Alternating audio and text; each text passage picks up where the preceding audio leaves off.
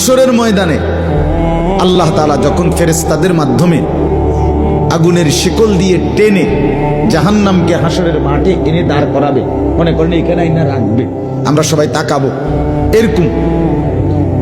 হাসরের মাঠে যখন জাহান্নামকে আনা হবে, এই জাহান্নামের দিকে এক নজর তাকাইয়া হাসরের ময়দানের সমস্ত নাফরমান পাপী বেঈমান আবারও বলবে আল্লাহর কাছে, রব্বানা আখিরনা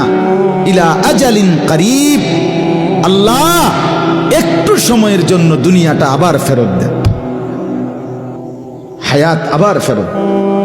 সময়গুলো আরেকবার দেন, আরেকটু সময় দেন, নজিব দাওয়াতাক, আপনার সব কথা তখন মেনে নেব, ওয়ানাত্তাবিউর রুসুল, আপনার রসুলদের আনুগত্য করব। আল্লাহ বলবেন না, না বান্দা, এখান থেকে কাউকে আর ফেরত